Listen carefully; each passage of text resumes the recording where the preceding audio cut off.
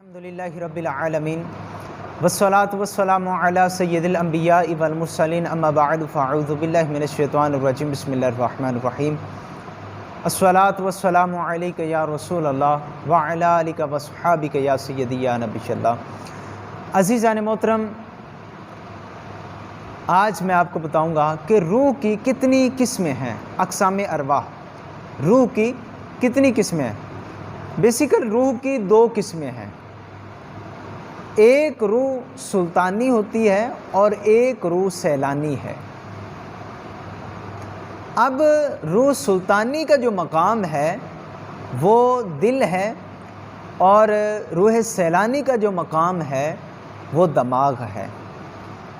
اب پہلے نمبر والی روح سلطانی جو ہے، یہ وہ روح ہے کہ جس کے ساتھ انسان کی زندگی قائم ہے۔ یہ تا حیات یہ انسان کے جسم میں رہتی ہے۔ جب تک انسان کی زندگی ہے تب تک یہ انسان کے جسم میں یہ رہتی ہے۔ اب اس کو روح سلطانی کہا جاتا ہے۔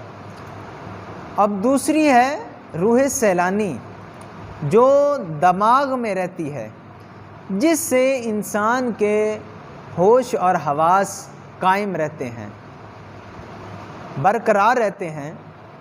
اس کو روح سیلانی کہتے ہیں۔ اب روح سلطانی جو ہے، یہ جسم سے موت کے وقت یہ نکلتی ہے۔ جب یہ جسم سے نکل جاتی ہے تو پھر انسان مردہ ہو جاتا ہے، اور اسی کو موت کہا جاتا ہے کہ جب یہ جسم سے جدا ہوتی ہے روح۔ تو جیسے سورہ آل عمران 185 نمبر آیت مبارکہ، اللہ رب العزت ارشاد فرماتا ہے کل نفس ذائقۃ الموت، کہ ہر جان نے موت کا ذائقہ چکھنا ہے، ہر جان نے مرنا ہے۔ اور روح سیلانی جو ہے یہ سونے کے وقت نکلتی ہے۔ روح سیلانی کے نکلنے کا نام نصف موت بھی ہے، اور روح سیلانی کا نکلنے کا نام نیند بھی ہے۔ یعنی کہ جس طرح روح سیلانی کے نکلنے کے بعد بھی اس روح کا جسم کے ساتھ تعلق بدستور قائم رہتا ہے، یعنی کہ اس کا تعلق روح جسم کے ساتھ رہتا ہے، اسی طرح روح سلطانی کا بھی رہتا ہے کہ روح خواہ یہ جو روح سیلانی ہے یہ خواہ جہاں چاہے رہے۔ جس طرح انسان سویا ہوتا ہے، سویا وہ خواب میں وہ کہیں لاہور ہوگا، کراچی ہوگا، باہر کے ملک ہوگا، ہندوستان میں، یا وہ کہیں وہ حج کرنے کے لیے مدینہ شریف، وہ کہیں گھوما ہوتا ہے۔ اس کی روح جو ہے یہ کہیں گھوم رہی ہوتی ہے، پارک میں گھوم رہی ہوتی ہے، لیکن جب اس کو کوئی بلاتا ہے، اٹھاتا ہے، تو یہ روح یہ سینکڑوں میل کی مسافت پر اتنی دور ہوتی ہے، لیکن یہ جلدی سے آ کر یہ جسم میں داخل ہو جاتی ہے۔ جب یہ جسم میں داخل ہوتی ہے تو پھر انسان جو ہے وہ بیدار ہو جاتا ہے، وہ اٹھ جاتا ہے۔ اب یہ روح سیلانی کی بات ہے۔ اب روح سلطانی جو ہے، وہ روح سلطانی کے جسم سے نکلنے کے بعد بھی اس کا جو تعلق ہے وہ ویسے ہی رہتا ہے جس طرح روح سیلانی کا جسم کے ساتھ تعلق قائم رہتا ہے۔ جب بھی یعنی کہ یہ جب اب انسان کی روح نکل گئی، روح سلطانی انسان کی نکل گئی، اب خالی وہ جسم ہوتا ہے تو اس کو لوگ دفنا کر رہتے ہیں۔ تو اب لوگ جو بھی اس کی قبر پر جاتا ہے، فاتحہ خوانی کرتا ہے، کچھ دعا مانگتا ہے، تو یہ روح جو ہے یہ اس کو جانتی ہے کہ کون آیا ہے، کیسے آیا ہے، کس وجہ سے آیا ہے۔ تو اس سے پتہ چلا کہ موت جو ہے نا وہ روح کے فنا ہونے کا نام نہیں ہے، اور روح تو فنا ہوتی نہیں ہے، پہلی بات ہے، اور نہ ہی جسم کے فنا ہونے کا نام مطلب موت ہے۔ بس موت جو ہے نا وہ جسم اور روح کے ضعیف تعلق کو کہا جاتا ہے، یعنی کہ اس کے یہ جو جدائی ہے نا اس کو موت کہا جاتا ہے۔ پہلے وہ اندر پوست تھی، جب وہ اندر تھی اب یہ جدا ہوئی تو اس کو موت کہا گیا ہے۔ اب روح کیونکہ اس جسم کی تربیت نہیں فرماتی، اس لیے جسم بعد موت گل سڑ جاتا ہے۔ چونکہ روح کا تعلق جسم سے باقی رہتا ہے، اس لیے قبر میں نیکوکاروں کے لیے انعامات کی برسات ہوتی ہے، وہ قبر میں راحت ان کو پہنچتی ہے، وہ راحت کے ساتھ رہتے ہیں، سکون کے ساتھ رہتے ہیں، اور طرح طرح کی ان کو خدائی غذاؤں، انعامات و کرامات سے بہرہور ہوتے ہیں۔ اور جو گناہ گار کی ہوتی ہے اور دوسرے کو تو اس کو پھر عذابات ہوتے ہیں، جس طرح اللہ رب العزت نے ارشاد فرمایا بل احیاء عند ربہم یرزقون۔ اس پر ناطق ہے کہ بدکاروں کے جسم کو طرح طرح کے عذاب ہوتے ہیں اور دونوں کی ارواح کو پورا پورا احساس بھی ہوتا ہے۔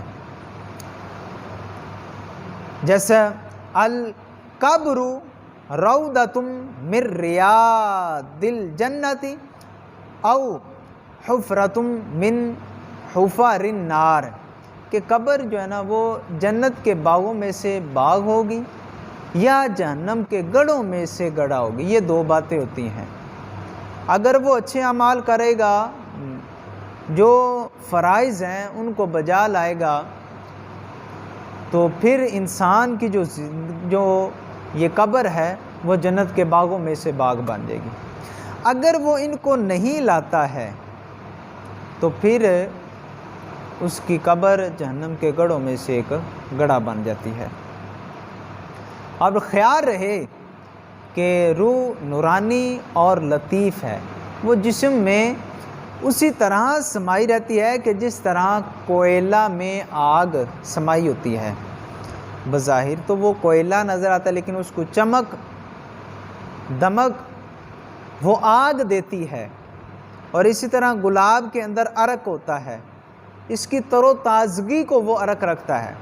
اسی طرح انسان کے جسم میں جب تک روح ہے انسان تر و تازہ رہتا ہے، یہ چل پھر حرکت وغیرہ کر سکتا ہے۔ جب اس کے جسم سے یہ روح نکل جاتی ہے تو تب یہ حرکت اور یہ کرنے سے یہ قاصر ہو جاتا ہے۔ اور بعد وفات روح کا جسم سے یہ تعلق نہیں رہتا، یعنی کہ داخلی تعلق نہیں رہتا، خارجی تعلق جو ہے نا وہ رہتا ہے، بلکہ داخلی تعلق نہیں رہتا۔ یعنی کہ جس طرح وہ آگ کوئلے کے اندر وہ آگ ہوتی ہے تو وہ چمک اس کو دیتی ہے، وہ تپش دیتی ہے، اور گلاب کے اندر عرق ہوتا ہے، روح کے اندر جسم کے اندر روح ہوتی ہے تو جسم حرکت وغیرہ چل پھر سکتا ہے۔ جب روح نکل جاتی ہے تو یہ ساکن ہو جاتا ہے، پھر یہ نہیں کر سکتا حرکت۔ اب یہ ہوتا ہے داخلی تعلق۔ تو جب روح نکل گئی تو اب داخلی تعلق نہیں، اب اس کا خارجی تعلق اس سے رہتا ہے، جیسا کہ بادشاہ کا تعلق رعیت سے۔ اور مگر یاد رہے کہ یہ روحانی تعلق اجسام سے ہم نے عام عرض کیا ہے، یعنی کہ یہ عموم کے لیے ہے، اور جو مخصوص و خاص کے لیے نا، جیسا کہ انبیاء و اولیاء کا جو اپنے اجسام سے تعلق ہوتا ہے ان کی روح کا، وہ ایسا ہی ہوتا ہے جو حیات ظاہری میں ہوتا ہے، بلکہ حیات ظاہری سے بھی قوی تر ہوتا ہے، جیسے کہ ارشاد باری تعالیٰ ہے بل احیاء عند ربہم یرزقون، بلکہ وہ اپنے رب کے پاس زندہ ہیں اور ان کو روزی دی جاتی ہے، روزی پاتے ہیں۔ اور اسی طرح نبی مکرم شفیع معصوم صلی اللہ علیہ وسلم کی حدیث مبارکہ ہے،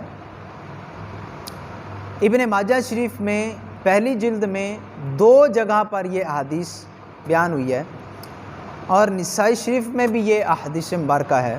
حضرت سیدنا اوس بن اوس رضی اللہ تعالیٰ عنہ سے روایت کہ نبی علیہ الصلوۃ والسلام نے ارشاد فرمایا کہ تم لوگ مجھ پر کثرت کے ساتھ درود شریف پڑھا کرو، تمہارا درود شریف مجھ پر پیش کیا جاتا ہے۔ تو کسی نے عرض کی یا رسول اللہ تب تک تو آپ خاک ہو چکے ہوں گے۔ نبی علیہ الصلوۃ والسلام نے ارشاد فرمایا کہ ان اللہ حرم علی الارض ان یاکل اجساد الانبیاء، کہ اللہ رب العزت نے زمین پر حرام کر دیا ہے کہ وہ انبیاء کے اجسام کو وہ کھائے، تو انبیاء کے اجسام کو زمین نہیں کھا سکتی، اور ان کا یہ جسم کے ساتھ ویسے ہی تعلق ہے جس طرح ظاہری حیات میں ان کا تعلق تھا۔ جس طرح مسلم شریف کی حدیث مبارکہ کہ نبی علیہ الصلوۃ والسلام نے ارشاد فرمایا کہ میں معراج کی رات جب آسمان پر گیا تو میں نے موسیٰ علیہ الصلوۃ والسلام کو دیکھا کہ آپ اپنی قبر میں کھڑے ہو کر نماز پڑھ رہے ہیں۔ آپ اپنی قبر میں کھڑے ہو کر نماز پڑھ رہے ہیں۔ تو بندہ کھڑا تب ہی ہوتا ہے جب اس کے جسم میں روح آ جائے، بغیر روح کے انسان کھڑا نہیں ہو سکتا ہے۔ روح آئے گی جسم میں تو وہ حرکت جسم کرنے لگ جائے گا۔ اگر جسم میں روح نہیں آتی ہے تو جسم تو ساکن ہے، وہ حرکت وغیرہ نہیں کر سکتا ہے۔ اعلیٰ حضرت رحمٰ نے کیا خوب فرمایا نا کہ تو زندہ ہے واللہ، تو زندہ ہے واللہ، تو زندہ ہے واللہ، تو زندہ ہے واللہ، میری چشم عالم سے چھپ جانے والے، چمک تجھ سے پاتے ہیں سب پانے والے، میرا دل بھی چمکا دے چمکانے والے، برستا نہیں دیکھ کر ابر رحمت، بدوں پر بھی برسا دے برسانے والے، چمک تجھ سے پاتے ہیں سب پانے والے، میرا دل بھی چمکا دے چمکانے والے۔ آمین بجاہ نبی الکریم صلی اللہ تعالی علیہ وآلہ وسلم۔